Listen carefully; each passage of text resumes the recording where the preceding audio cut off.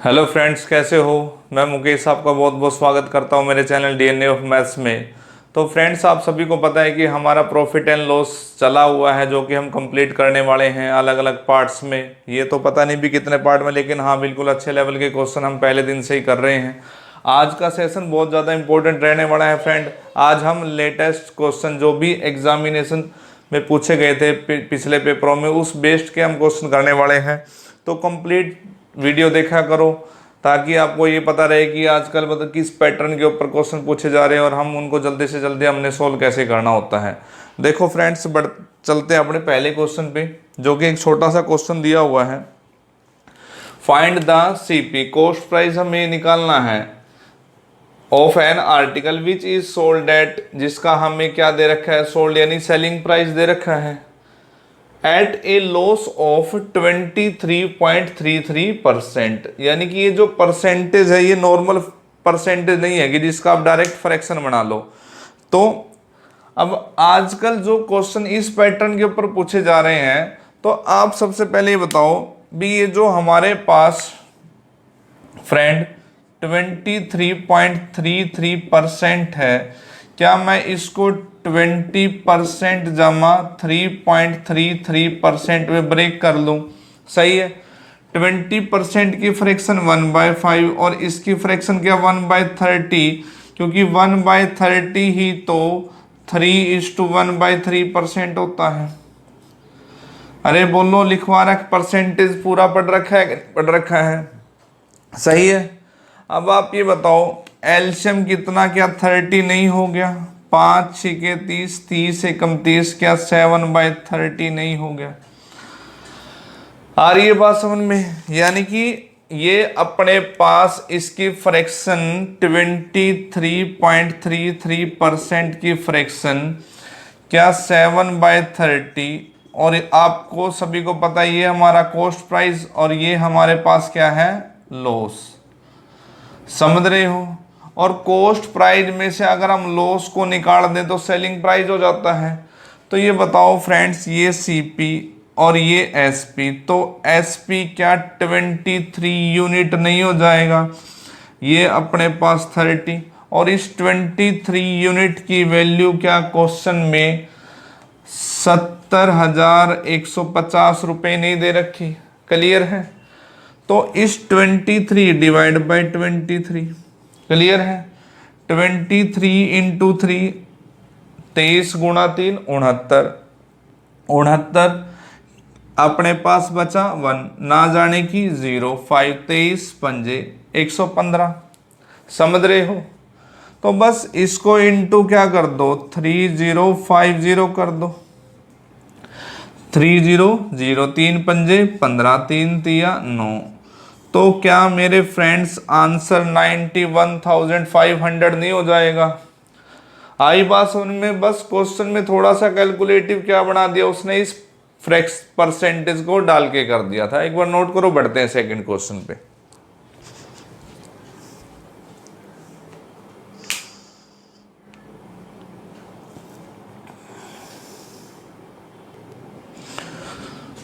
तो फ्रेंड देखो, बढ़ते हैं सेकंड क्वेश्चन की तरफ। स्टेटमेंट देखो क्या लिखी हुई है, ऑन सेलिंग एन आर्टिकल, किसी आर्टिकल को इतने रुपए में बेचने पर एक पर्सन को लॉस होता है। किसके ऊपर होता है? सेलिंग प्राइस के ऊपर लॉस होता है। एक्चुअल में तो वैसे तो लॉस सीपी के ऊपर होता है, लॉस या प्रॉफिट, लेकिन अब इसने स्पेशली किसके ऊपर बोला हुआ है? सेलिंग प्राइस के ऊपर बोला हुआ है। हमने बताना है एट व्हाट प्राइस, भी उसको कितने में सेल करे कि उसको 25% का प्रॉफिट। और ये जो प्रॉफिट हमने दिखाना है, ये किसके ऊपर दिखाना है फ्रेंड? कॉस्ट प्राइस के ऊपर दिखाना है। तो देखो एक बार क्वेश्चन को हम सोल्व कैसे करेंगे। ये हमें सेलिंग प्राइस दे रखा है, ये अपने को लॉस दे रखा है। तो हम पहले इस लॉस को ही देखते हैं भी, इस लॉस परसेंट की फ्रैक्शन जो कि 36.66% है, क्या हम इसको फ्रेंड 20% जमा 16.66% में नहीं ब्रेक कर लें? ये जो 16.66 है फ्रेंड्स, ये ही 16:2/3% है। अरे सही है कि नहीं है? इसकी परसेंटेज की फ्रैक्शन और इसकी फ्रैक्शन आप सारे जानते हो 1/6। तो ये बताओ 5 गुणा 6 30, 5 6 30, 6 पंजे 30, क्या ये 11/30 नहीं हो गया? इसका मतलब ये जो 36.66% है कि फ्रैक्शन क्या फ्रेंड्स इसका 11/30। लेकिन ये जो लॉस हो रहा है, ये लॉस किसके ऊपर कह रहा है? सेलिंग प्राइस के ऊपर। इसका मतलब ये अपने पास क्या है? सेलिंग प्राइस, और ये अपने पास क्या है? लॉस।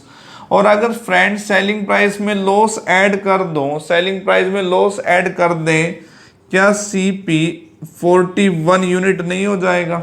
सही है। लेकिन ये जो चीज ये जो सेलिंग प्राइस है और ये जो लॉस उसने दिया हुआ है सेलिंग प्राइस के ऊपर दिया हुआ है, यानी कि इस 30 यूनिट की वैल्यू, इस 30 यूनिट की वैल्यू क्वेश्चन में दे कितनी रखी है? 7200 रुपये दे रखी है। अरे सही है कि नहीं है? तो भाई एक बात बताओ, एक यूनिट की वैल्यू क्या 7200 और बटे में 30 240 नहीं हो जाएगी एक यूनिट की वैल्यू? तो अगर क्वेश्चन में ये पूछा होता फ्रेंड्स कि सीपी बताओ, तो आप इसका जस्ट 240 गुणा कर देते, तो ये सीपी हो जाता 240 गुणा 41। लेकिन ये आप ये बताओ, ये जो कोई भी कॉस्ट प्राइस अब में 100% होता है और हमने इसके ऊपर प्रॉफिट कितना दिखाना है? 25%। यानी कि ये वैल्यू अपना में क्या है? 100%। इसके हमने 125% की वैल्यू निकाल देनी है। तो ये अपना क्या हो जाएगा? उसके ऊपर 25% के प्रॉफिट पे हम उसको बेच देंगे। ये जो वैल्यू है पूरी की पूरी, ये 100% की वैल्यू है और हम इसका 125% इंक्रीज या डिक्रीज, प्रॉफिट या लॉस 100 पे होता है कि नहीं होता है? काट दो, 25 चौके 100, 25 पंजे 125 और 4 छीके 24, 6 पंजे 30, 300 और गुणा 41, 4 तिये 3 एकम 3, 3 चौके 12। तो क्या फ्रेंड्स ये बात आई समझ में? 3 एकम 3, 3 चौके 12, double zero as it is. यानी कि उसको इस चीज के ऊपर 25% का प्रॉफिट अर्न करने के लिए कितने में बेचना होगा? 12,300 में। एक बार नोट करो।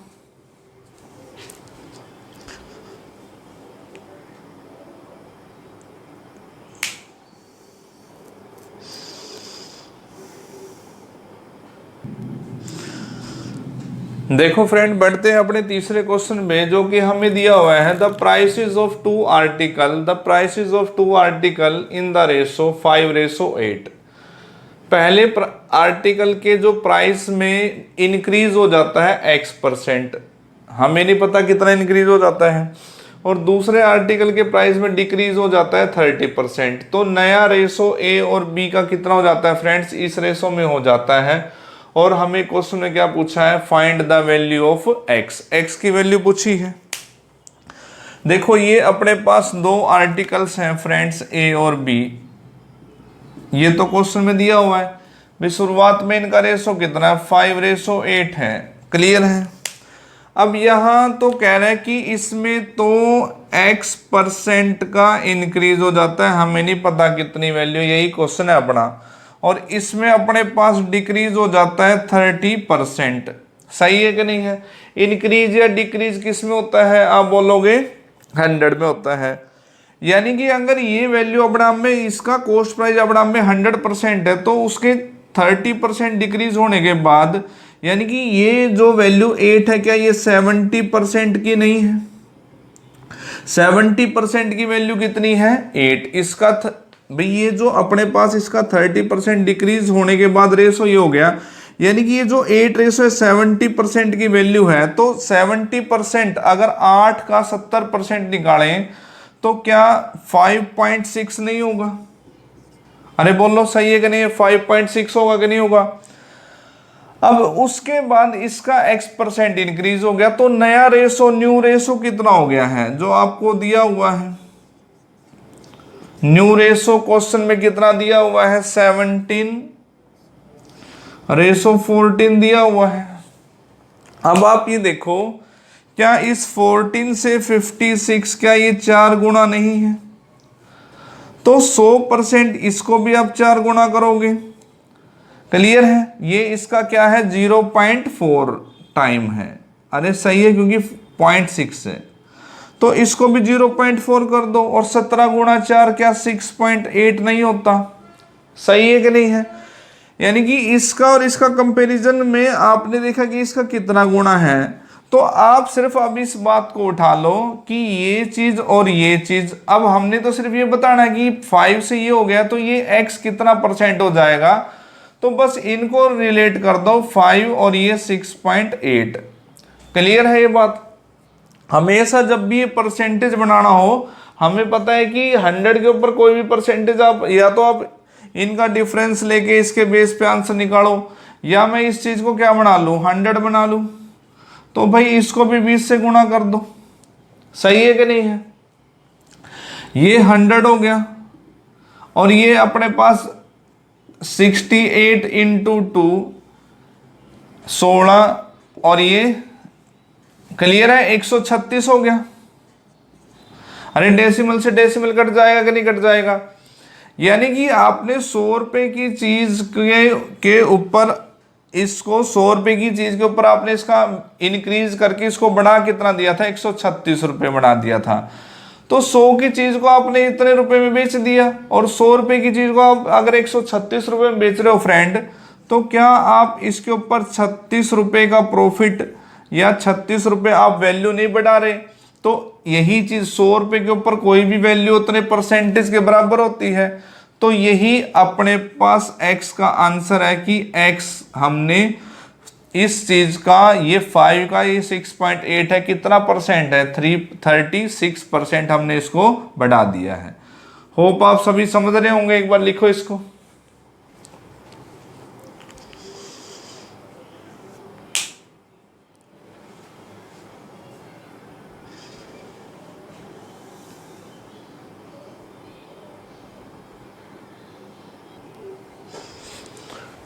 तो फ्रेंड देखो बढ़ते अपने 4th क्वेश्चन पे, जो कि हमें क्या दिया हुआ है, फॉर एन आर्टिकल, अगर किसी आर्टिकल के ऊपर हमें इतना परसेंट प्रॉफिट होता है 220% प्रॉफिट होता है ऑफ कॉस्ट प्राइस।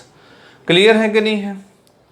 अगर if cost price is increased, अगर कॉस्ट प्राइस 25% इंक्रीज हो जाए but the selling price remain same, और सेलिंग प्राइस क्या रहे सेम रहे, तो हमने बताना है न्यू प्रॉफिट परसेंट कितना होगा। देखो बहुत आसान सा क्वेश्चन है और हम इसको कैसे करते हैं।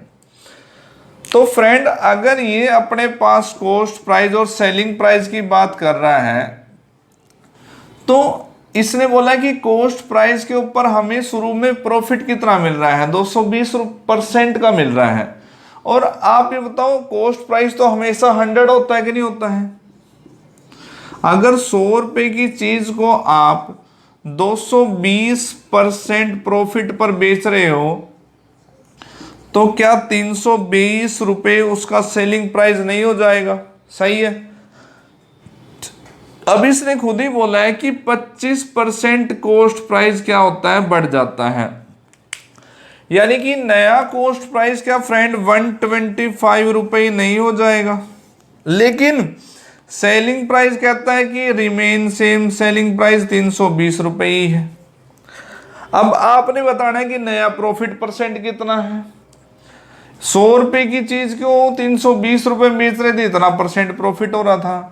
अब प्रॉफिट यानी कि कॉस्ट प्राइस अब 125 रुपए की चीज को भी आप 320 रुपए में बेच रहे हो, तो कितना प्रॉफिट परसेंट होगा।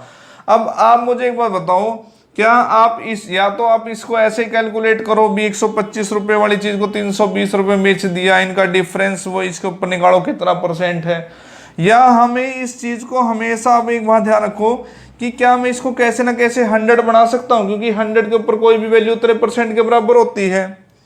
अब लेकिन जो भी चीज आप यहां मल्टीप्लाई करोगे वो इसके साथ भी कर दो बस। मुझे एक बात पता है भाई, अगर मैं इसका 4 गुना कर दूं तो 500 हो जाए, और अगर मैं इसका डिवाइड बाय 5 कर दूं तो 100 हो जाए। देखो 5 दूनी 10, 5 पंजे 25, 25 चौका 100। तो आप ये बताओ क्या मैं इसको भी 4/5 के साथ मल्टीप्लाई नहीं करूंगा कि नहीं करूंगा? सही है कि नहीं है? 5 छिके 30, 5 चौके 20 और 4 चौके 16, 4 छिके 24 और 1 25। यानी कि 100 रुपए की चीज को आपने अब बेच कितने में दिया? 256 रुपए में। सही है कि नहीं है?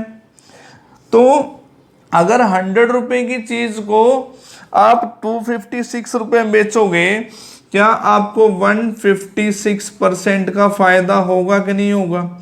और यही अपने पास क्या है फ्रेंड्स, इसका आंसर भी न्यू प्रॉफिट परसेंट हमारे पास कितना होने वाला है? 156%।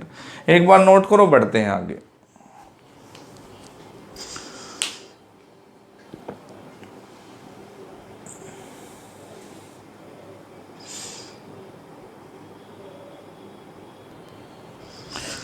तो फ्रेंड देखो 5वां क्वेश्चन क्या लिखा हुआ है, स्टेटमेंट पढ़ते हैं थोड़ी। When an article is sold at 7/8 of its selling price, जब किसी आर्टिकल को उसके सेलिंग प्राइस के इतने पर बेचा जाता है तो उसको 37% का क्या होता है फ्रेंड्स? लॉस होता है। What will be the profit percent, कितना प्रॉफिट परसेंट होगा? When the same article, अगर उसी आर्टिकल को बेचा जाए 19/12 ऑफ इट्स सेलिंग प्राइस। सही है कि नहीं है? तो आप ये बताओ, यहां भी सेलिंग प्राइस को बेचा जा रहा है, यानी कि उसी आर्टिकल को बेचा जा रहा है, यहां भी फ्रैक्शन दिया हुआ है और यहां भी फ्रैक्शन दिया हुआ है। सही है कि नहीं है? बात किसकी हो रही है? सेलिंग प्राइस की। बात किसकी हो रही है? सेलिंग प्राइस की। सही है। तो फ्रेंड्स शुरू में उसी आर्टिकल को 7/8 और बाद में उसी आर्टिकल को 19/12। तो आप एक काम करो, इनका क्या ले लो? एलसीएम। इनका क्या ले लो? एलसीएम। तो 8 और 12 का एलसीएम क्या? 24। तो आप ये बताओ, सेलिंग प्राइस को हमने कितना मान लिया? 24 मान लिया। अगर आप 24 रुपए की चीज को 7/8 में बेच रहे हो तो कितने रुपए में बेच रहे हो? 8 या 24, 21 रुपए में। और आप ये बताओ, अगर इस 24 रुपए वाली चीज को आप 19/12 में बेच रहे हो, 12 दूनी 24, यानी कि बेच कितने रहे हो? 38 रुपए में। 19 दूनी 38। तो इसके ऊपर जब आप 24 रुपए की चीज को 7/8 में बेच रहे हो तो आपको ये कह रहा है कि लॉस हो रहा है 37%। लॉस हो रहा है 37%। यानी कि ये 100% के ऊपर आप लॉस कितना ले रहे हो? 37%। इसका मतलब आप इसको सेल कितने में कर रहे हो? 63% में। सही है कि नहीं है? अब आप मुझे एक बात बताओ, ये 21 से ये जो 63 है कितने गुना है? आप बोलो 3 गुना। तो भाई इसको भी 3 गुना कर दो सिंपल। और 38 गुना 3 क्या? 114% नहीं होगा? अरे बोलो सही है। और आप सारे जानते हो फ्रेंड्स, सीपी तो हमेशा 100% होता है। सीपी तो हमेशा क्या होता है? 100।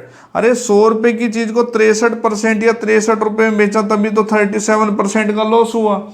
और 100 रुपए की चीज को जब आप 114 रुपए में बेचोगे, क्या 14% का बेनिफिट नहीं हो जाएगा? प्रॉफिट नहीं हो जाएगा? और यही पूछा था कि प्रॉफिट परसेंट बताओ कितना होगा, तो हमारा आंसर क्या है फ्रेंड? 14%। होप आप समझ रहे होंगे। एक बार नोट करो।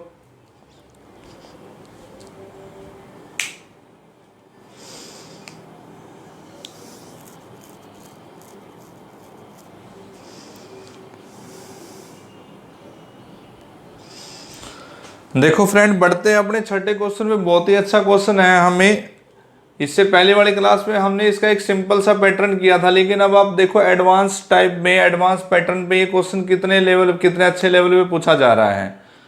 कह रहे cost price of 12 article is equal to the selling price of 9 article. पहले तो हमें सिर्फ यही बात छोड़ के बोल देता था प्रॉफिट या लॉस परसेंट बताओ, क्वेश्चन बहुत आसान हो जाता था। लेकिन आगे इसने क्या ऐड कर दिया? While the discount given on 10 article is equal to the profit earn on 5 article. हमने अब अभी भी देखो आगे उसने पूछा क्या है? Find the difference between profit percent and discount percent. Profit percent और डिस्काउंट परसेंट में भी हमने क्या बताना है? डिफरेंस बताना है। सही है। देखो एक बार आप ये बताओ, शुरुआत हम यहां से करते हैं कि cost price of 12 article is equal, क्या सेलिंग प्राइस ऑफ 9 आर्टिकल के नहीं दे रखा। यहां से रेशो किसका मिलेगा हमें, सीपी का और एसपी का। 3 चौके 12, 3 तिया 9। क्या कॉस्ट प्राइस और सेलिंग प्राइस का रेशो क्या 3/4 नहीं हो जाएगा। इतनी बात तो सारे समझ पा रहे हो। आप मुझे बताओ, अगर 3 रुपए की चीज को आप 4 रुपए में बेचोगे, क्या प्रॉफिट 1 रुपया नहीं हो जाएगा। यहां तक तो इतनी बात समझ में आ गई सभी को।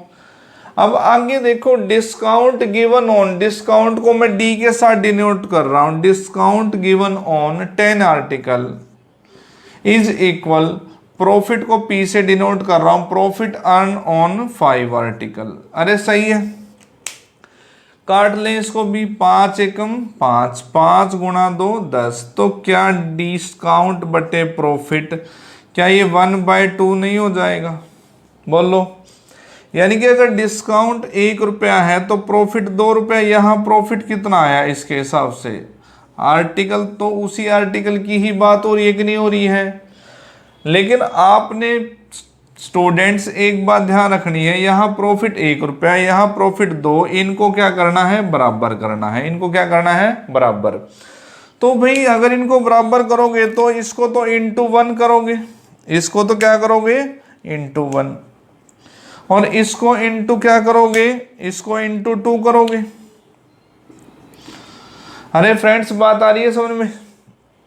तो इसको भी क्या कर दो, इंटू 1, इंटू 1, और यहां इंटू 2, ये भी इंटू 2। अब ये देखो, यहां लिख देते हैं कॉस्ट प्राइस, सेलिंग प्राइस, और ये MP mark priced. Cost price कितना हो गया है, 3 दूनी 6, सेलिंग प्राइस 4 दूनी 8। अब आप एक बार बताओ, डिस्काउंट कितना हो गया है, टोटल 1 रुपये। सही है, और आप सारे जानते हो डिस्काउंट 1 रुपया, अगर सेलिंग प्राइस में डिस्काउंट ऐड कर दो तो एमआरपी क्या 9 रुपये नहीं हो जाएगा। बोलो जल्दी से, सही है कि नहीं है।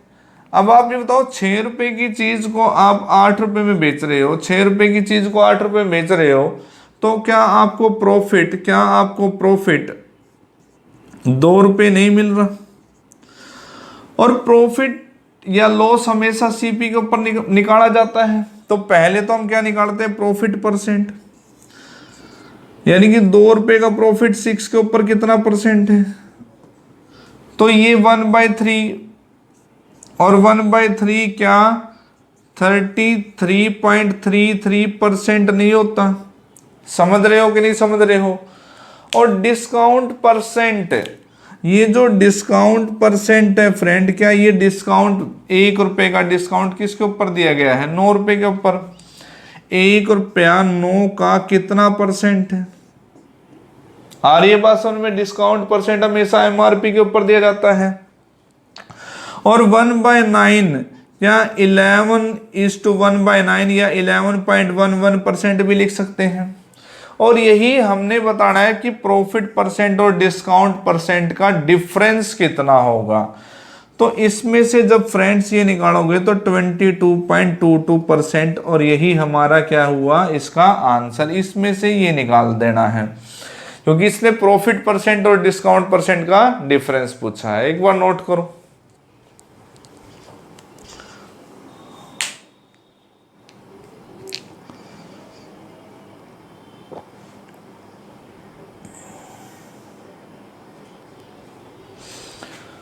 तो फ्रेंड, होप आप सभी को आज का सेशन बहुत अच्छा लगा होगा। काफ़ी अच्छे एडवांस लेवल के हमने क्वेश्चन किए हैं। और फ्रेंड्स, ये क्वेश्चन आपका होमवर्क है। इसका जो भी आंसर बनता है मुझे कमेंट बॉक्स में लिखना। अगर आपको कोई भी डाउट होगा तो मैं कल की क्लास में डाउट ज़रूर बताया करो। अगर नहीं होता तो ज़रूर बोला करो कि हाँ हमारा नहीं हुआ अभी, ताकि मैं इसी क्वेश्चन से कल की क्लास को स्टार्ट कर दूँ। बाकी जिसका भी आंसर आता है कमेंट बॉक्स पे लिखना। क्लियर है। और फ्रेंड्स अगर वीडियो अच्छी लगती है तो ज़्यादा से ज़्यादा इसको शेयर किया करो, मैक्सिमम लोगों के पास पहुंचाया करो। क्लियर है। ये ऐसे ही हमारी रूटीन क्लासें आपको पता है मंडे टू फ्राइडे चलती है, जहां डिटेल क्लासें होती हैं। इस बार सैटरडे वाले दिन ट्रिकी क्लास नहीं डल पाई, तो इस सैटरडे को होप मैं 2 वीडियो डाल दूं जो ट्रिकी क्लास होंगी, उसकी टेंशन मत लो। जुड़े रहो मेरे चैनल डीएनए ऑफ मैथ के साथ। एक बार आप इसका स्क्रीनशॉट वगैरह या इसको नोट कर लो। ठीक है फ्रेंड्स, सभी अगर वीडियो अच्छी लगती है तो प्लीज़ ज़्यादा से ज़्यादा शेयर किया करो व्हाट्सएप पे, फेसबुक पे भी, ताकि जिन लोगों के पास पहुँचे अगर उनको अच्छी लगेगी तो अपना आप ही लाइक शेयर कमेंट सब्सक्राइब उसको कर ही लेंगे। इससे पहले जो 2 लेक्चर में डाल चुका हूँ उसका लिंक मैं डिस्क्रिप्शन में डाल दूंगा। आज के लेक्चर में जब इसको ये आपके पास होगा तो डिस्क्रिप्शन में आपको दिख जाएगा। ओके फ्रेंड्स, मिलते हैं कल वाले लेक्चर में। Wish you all the best.